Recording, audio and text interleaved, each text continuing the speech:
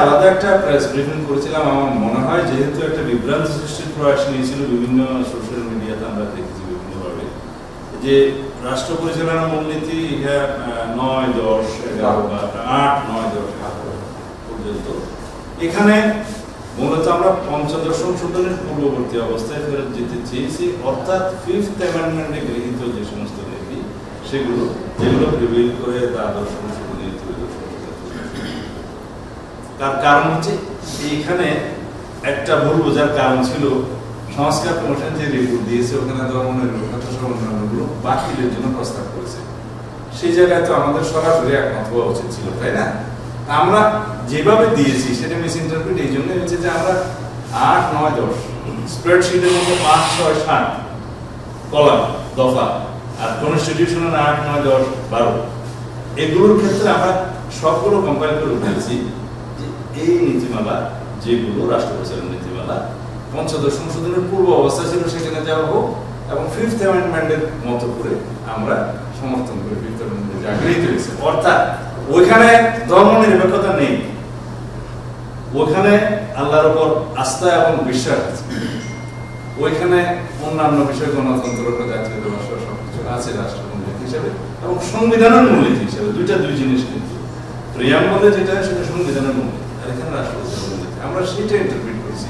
সুতরাং আমরা বহুত্ববাদের পক্ষেও নই, আমরা ধর্মনিরপেক্ষতা নীতির পক্ষেও নই, কিন্তু আমরা লেখার সময় লিখেছি পঞ্চদশ সংশোধনের পূর্ববর্তী অবস্থায়। এই জন্যই একটা মিস ইন্টারপ্রিট করার সুযোগ পেয়েছিল, আসলে তা নয়। আমরা এখন পরিষ্কার করছি আমরা 5th অ্যামেন্ডমেন্টের মধ্যে গৃহীত মাধ্যমে গৃহীত রাষ্ট্র পরিচালনার মূলনীতি এবং সংবিধানের মূলনীতি যেটা আছে সেখানে চাই, এবং সেটাতে ধর্মনিরপেক্ষতা নাই, সেখানে বহুত্ববাদ এখন যে নতুন করে প্রস্তাব করা হচ্ছে সেখানে আমরা বিরোধিতা করেছি।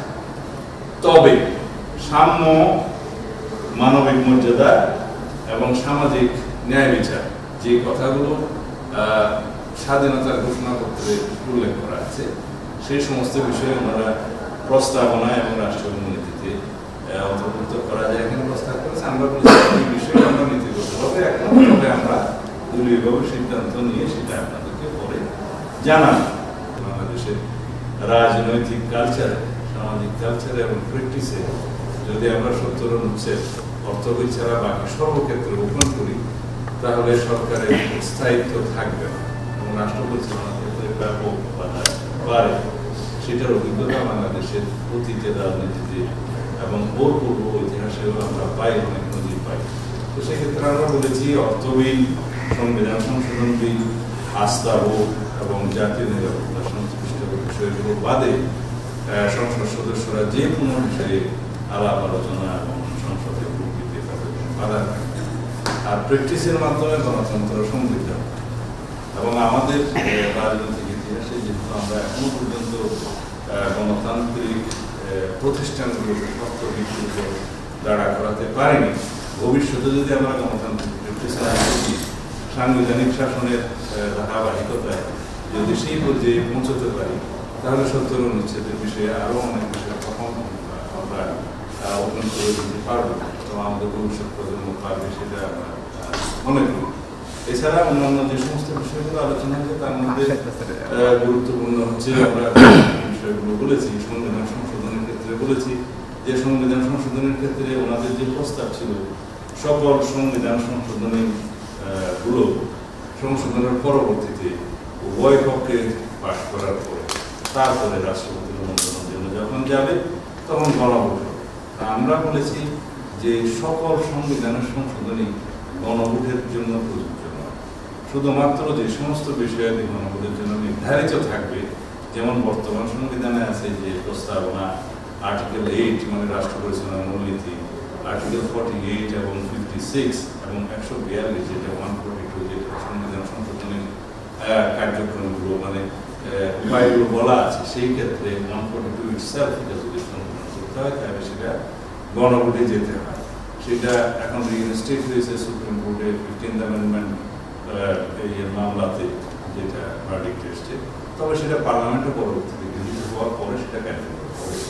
এখন এই সমস্ত ক্ষেত্র ছাড়াও যদি ভবিষ্যৎ পার্লামেন্ট কোনো কোনো বিষয়ে গণভোটের জন্য উপযুক্ত গণ্য করে যে পার্লামেন্টে সংবিধান সংশোধন গৃহীত হওয়ার পরে রাষ্ট্রপতি তখন সেই সমস্ত বিধানগুলো গণভোটের মধ্যে দেওয়া যায়, সেটা পরবর্তী পার্লামেন্ট চিন্তা ঢালাওভাবে যদি আমরা সকল সংশোধনী গণভোটের জন্য বিধান রাখি তাহলে সেটা অনুচিত, সেটা আমরা মনে করি যে ওনারা সেটা বুঝতে পেরেছেন। এছাড়া আরো অনেক বিষয়ে আলোচনা হয়েছে, পরবর্তীতে আলাপ করি। ধন্যবাদ। জাতীয় সাংবিধানিক কাউন্সিলের মতো বিষয় আপনারা একমত হননি, তো এরকম কি কোনো বিষয় আছে যেটা আগে আপনারা দ্বিমত ছিলেন, আজকে আলোচনা করে একমত? জাতীয় সাংবিধানিক কাউন্সিল বিষয়টা আজকে আমরা ওই পর্যন্ত আলোচনা করতে পারিনি। এমনি আমরা প্রথম দিকে দফাওয়ারি আলোচনার আগে এই বিষয়ে কিছুটা আলোচনা করেছে, সেটা যেদিন বিস্তারিত আলোচনা করবো সেটা করবো। আমরা আমাদের পক্ষ থেকে যে সমস্ত মতামতের উপরে আমরা মতামত দিয়েছি কমিশনের রিপোর্টের উপরে, সেখানে আমরা বলেছি এই ধারণার সাথে আমরা এক নই। কারণ জাতীয় কনস্টিটিউশনাল কাউন্সিল, যেটা এনসিসি নাম আমরা অবহিত করেছেন, ন্যাশনাল কনস্টিটিউশনাল কাউন্সিল, সেটার যদি প্রবর্তন হয়, এটা আমাদের দেশে কোনো প্র্যাকটিস ছিল না। আমাদের রাজনৈতিক ইতিহাস এবং পার্লামেন্টারি হিস্ট্রিতে এটা নতুন হবে, এবং এই নতুন প্র্যাকটিসটা হঠাৎ করে একটা অধ্যায় এখানে আনার ব্যবস্থা হলে সেটা অন্যান্য ক্ষেত্রে নির্বাহী বিভাগকে এবং আইনসভাকে দুর্বল করে দেওয়া হচ্ছে রাষ্ট্র পরিচালনার ক্ষেত্রে।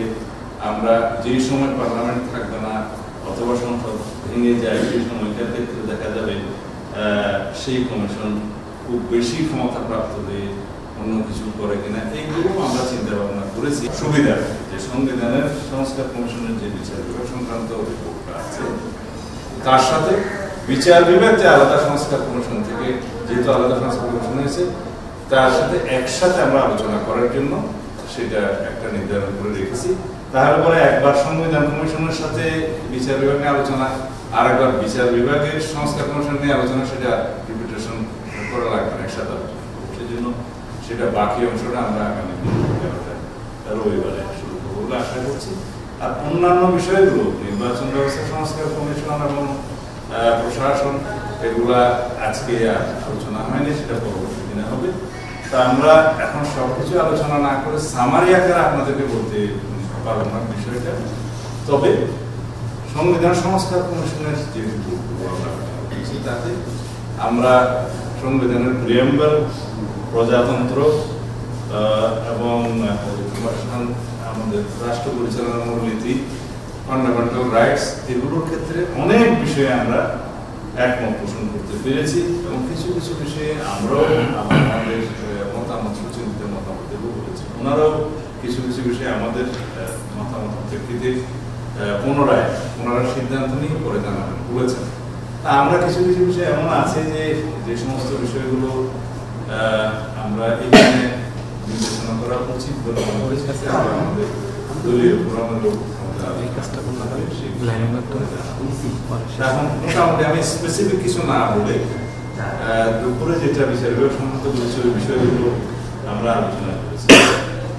সংবিধান সংক্রান্ত বিষয়ে তো আমরা বিশেষ করে সত্য নিশ্চিতের বিষয়ে আমরা আমাদের মতামতটা দিয়েছি, ওনারা আমাদের মতামত দিয়েছেন। ওনারা সেটা কতটুকু গ্রহণ করবেন না করবেন সেটা পরবর্তীতে দেখা যাবে। আমরা আমাদের দিয়েছি যে সংস্কার সংক্রান্ত যেগুলো নিয়ে কিছুটা আলাপ আলোচনা করেছি। আবার পরবর্তী হয়েছে রবিবারে সকাল 11টা, কারণ এগুলো বিস্তারিত দফাওয়ারি আলোচনা করে আমরা যাচ্ছি। সেই ক্ষেত্রে এখন আমি একদম বলতে পারবো না যে স্পেসিফিক আমরা কতগুলো দফায় একসাথে। আমরা প্রায় সব বিষয়ে কাছাকাছি আসতে পেরেছি। কিছু বিষয়ে তো আমাদের ভিন্ন থাকতেই পারে আছে, তবে সংবিধানের প্রস্তাবনা, প্রজাতন্ত্র, রাষ্ট্রের মূলনীতি, রাষ্ট্র পরিচালনার মূলনীতি, ফান্ডামেন্টাল রাইটস, তারপরে আইন বিভাগ পর্যন্ত আমরা আজকে এগুতে পেরেছি সংবিধানের বিষয়ে। বাকি নির্বাহী বিভাগ এবং এক্সিকিউটিভ নির্বাহী বিভাগ এবং আরেকটা যে আপনার কমিশন না কমিশন এক্সিকিউটিভ থেকে শুরু করবো। আমরা জুডিশিয়ারিটা আমরা আলাদা আলোচনা করেছি। জুডিশিয়ার বিচার বিভাগ সংস্কার সংক্রান্ত সংবিধানের মধ্যেও যে বিচার বিভাগের অংশটি আছে সেটা আমরা একসাথে আলোচনা করব